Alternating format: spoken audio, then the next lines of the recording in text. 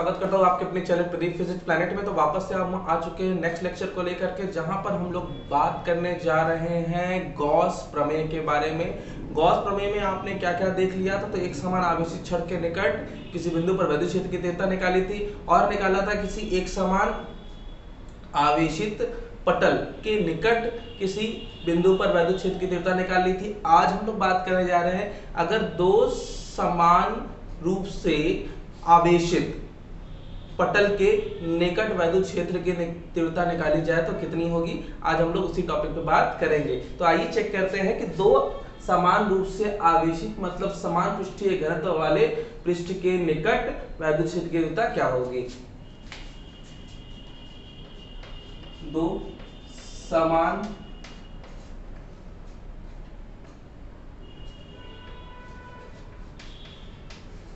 पृष्ठीय आवेश घनत्व के पृष्ठ के निकट वैद्युत क्षेत्र की तीव्रता, राइट। तो ये हमारा हो गया टॉपिक। तो टॉपिक थोड़ा सा बड़ा है, लेकिन दिखने में केवल बड़ा है। इसका टॉपिक बहुत ही क्लियर, बहुत ही इजी है बच्चों, कुछ नहीं है इसमें। तो जरा सोचिए कि आपको पता तो था ही कि अगर किसी अनंत विस्तार का कोई पटल ले भी ले तो उस पटल के एरिया से तो कोई मतलब है नहीं, दूरी से कोई मतलब है नहीं, वो सिर्फ पटल के आवेश घनत्व पर निर्भर करता था, याद है ना। तो अगर मेरे पास कोई पटल है और दो पटल मैंने ले रखे हैं, चलिए आइए दो पटल ले लिया है मैंने, तो ये मेरे पास दो समान रूप से आवेशित पटल है। एक पटल ये हो गया, राइट, ये मैंने एक चार्ज वाला ले लिया क्योंकि समान पृष्ठीय घनत्व है तो इस पर आवेश घनत्व होगा। जितना आवेश की मात्रा इस पटल पे वितरित है उतना ही इस पर भी वितरित है। लीजिए मेरे पास एक और पटल है, एक और, जिसका पृष्ठीय घनत्व एग्जैक्टली सेम है। एक बात ध्यान दीजिएगा कि हम जो पृष्ठीय घनत्व समान लिए हैं, मतलब जितना आवेश इस पर फैला है 1 मीटर स्क्वायर पर, उतना ही 1 मीटर स्क्वायर पर इस पर भी फैला है। याद रखेंगे कि इस पर अगर प्लस में है, अगर इस पर माइनस कर दे तो इसका मतलब कि इस पर आवेश घनत्व का मान समान है लेकिन प्रकृति अलग अलग है। इसका मतलब ये हुआ कि अगर इस पर पॉजिटिव चार्जेस फैले हुए हैं एक समान रूप से, और जितना पॉजिटिव इस पर फैला हुआ है उतना ही नेगेटिव इस पर भी डिस्ट्रीब्यूटेड होगा, मतलब कि फैला होगा, राइट। और ये यूनिफॉर्मली फैला हुआ है। तो इन दोनों पृष्ठों पर आवेश जो है वो इक्वली डिस्ट्रीब्यूटेड है, इक्वली फैले हुए हैं, इसलिए घनत्व समान लेकिन प्रकृति अलग अलग है। यहाँ पर दो यहाँ पे पॉइंट्स है जहां पर हमें इलेक्ट्रिक फील्ड निकालनी है बच्चों। पहला तो पॉइंट है P और दूसरा है पॉइंट Q, राइट। तो यहाँ पर हमको दो अलग अलग जगहों पे इलेक्ट्रिक फील्ड की इंटेंसिटी कैलकुलेट करनी है। आइए कैलकुलेट करने की कोशिश करते हैं। ठीक, पहले तो हम जानते हैं कि किसी दो समान एवं विपरीत पृष्ठीय पटल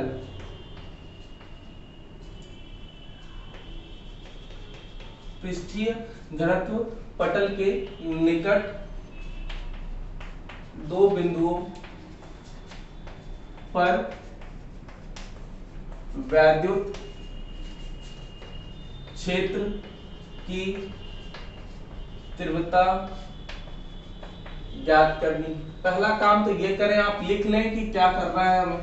एक तो इनसाइड पॉइंट है, एक आउटसाइड पॉइंट है।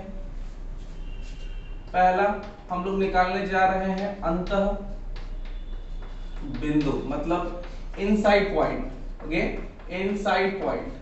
तो आइए चेक करते हैं कि इनसाइड पॉइंट पर कैसे निकालें। सबसे पहला काम तो किसी आवेशित पटल के निकट कोई बिंदु सिलेक्ट करिए।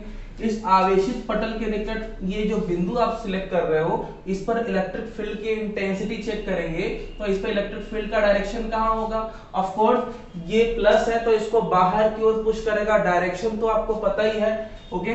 और ये माइनस वाला भी तो इस पर इफेक्ट डालेगा, राइट, तो ये भी इस पर इफेक्ट डालेगा, और माइनस क्या करता है? अपनी ओर खींचता है, राइट, तो ये अपनी ओर खींचेगा, मतलब इसके वजह से पहले वाले पटल के वजह से, धन आवेशित पटल की वजह से E1 और ऋण आवेशित पटल की वजह से इलेक्ट्रिक फील्ड क्या होगा?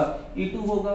दोनों पर वेक्टर का डायरेक्शन दिखा दीजिए ताकि आपको पता चलता रहे कि दोनों एक वेक्टर क्वांटिटी तो है ही, डायरेक्शन भी सेम है, ठीक है।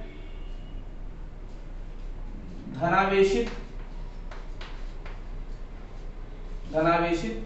पटल, पटल का नाम रख दीजिए बच्चों, क्या नाम रखेंगे? P1 पटल, P1 के कारण P पर वैद्युत क्षेत्र, इसको E1 लिखिएगा। क्या होता है पता है ना? Sigma upon 2 epsilon not, right, sigma upon 2 epsilon not. Direction दिखाएंगे आप, तो डायरेक्शन आप n कैप लिख सकते हैं, आउटवर्ड, राइट, तो ये हो गया पहला काम। इसी तरीके से, इसी प्रकार, मतलब सिमिलरली, इसी प्रकार P2 पटल के कारण बिंदु P पर वैद्युत क्षेत्र, राइट, तो इसको आप क्या लिखेंगे? E2 is equal to sigma upon 2 epsilon naught. थोड़ा ध्यान दीजिए कि ये अपनी ओर खींच रहा है, मतलब जो डायरेक्शन आपने इसके लिए सिलेक्ट किया है वही प्लेट P2 के कारण भी सेम डायरेक्शन है, इसका मतलब ये लिखना होगा सेम n कैप, राइट, तो ये दोनों आपको मिल गए। अतः और कोई तो दिख नहीं रहा, केवल दो ही पटल है, अतः बिंदु P पर परिणामी वैद्युत क्षेत्र की तीव्रता, परिणामी वैद्युत क्षेत्र की तीव्रता क्या होगी? तो ये दोनों डायरेक्शन सेम है, तो सिंपली आपको कुछ नहीं करना है, बस जोड़ देना है, ऐड कर देना है। तो ऐड कर दीजिए बच्चों इसको, तो ये आपने ऐड किया, तो ये फाइनली मैं यहाँ किए देता हूँ, E is equal to sigma upon 2 epsilon naught, vector लगा दीजिए n cap plus sigma upon 2 epsilon naught n cap, right, तो ये फाइनली आपका हो जाएगा सिग्मा अपॉन, दोनों में 1/2 है बच्चों, ऐड होगा तो 1/2 हट जाएगा, पता है ना, तो ये डायरेक्शन दोनों का तो सेम ही है, इसका मतलब फाइनल डायरेक्शन जो है वो n कैप के फेवर में जाएगा, मतलब इधर जाएगा, आपको इलेक्ट्रिक फील्ड मिल गया। और कोई तो है नहीं, इसलिए इलेक्ट्रिक फील्ड जुड़ने के बाद सबसे ज्यादा आता है, मतलब सबसे ज्यादा इलेक्ट्रिक फील्ड कहाँ होगा? ठीक बीच में, राइट, ठीक बीच में।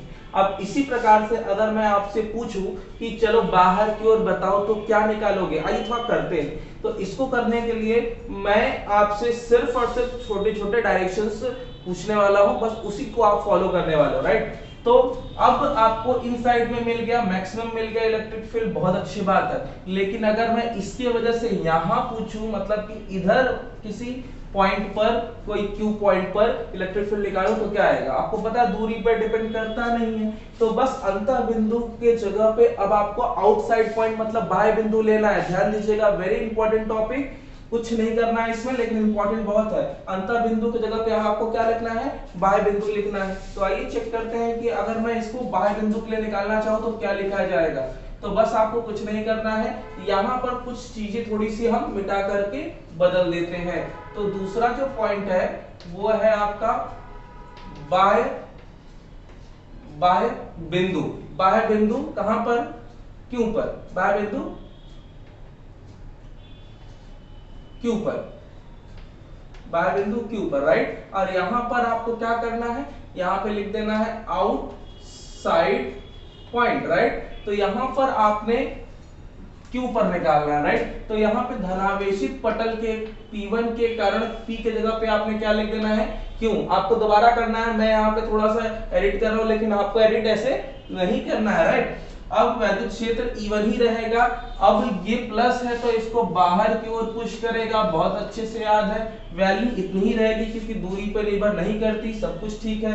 इसी प्रकार P2 पटल के कारण बिंदु P की जगह पे आपको क्या लिखना है, Q पर वैद्युत क्षेत्र क्या होगा, E2 होगा। लेकिन एक सेकंड, ये क्या देख रहे हो, इस बारी ये माइनस है तो ये अपनी ओर खींचेगा ना, तो ये अपनी ओर खींचेगा तो इसका डायरेक्शन तो आपको E2 लिखना होगा, इधर अंदर की ओर लिखना होगा, अंदर की ओर तो मतलब आपको लिखना होगा माइनस एन कैप, राइट। तो माइनस एन कैप लिख दिया आपने। अब ये देखिए एक इधर, दोनों का परिमाण समान है। अब आप नेट वैद्युत क्षेत्र निकालोगे कहां पर, बिंदु Q पर। तो Q पर परिणामी वैद्युत क्षेत्र निकालोगे तो लिखोगे तो आप प्लस में, लेकिन यहाँ पे जब आप करोगे तो ये माइनस में लिखना पड़ेगा यहाँ पे, और ये जब कट जाएगा बच्चों तो ये फाइनली आपको मिलेगा क्या, तो आई होप आपको समझ में आ रहा होगा कि ये होने वाला है 0, राइट, क्योंकि वैल्यू सेम है, तो वैल्यू सेम होने की वजह से, अपोजिट होने की वजह से दोनों एक दूसरे को काट देंगे, और जब ये खत्म हो जाएंगे तो वैद्युत क्षेत्र क्या मिलेगा,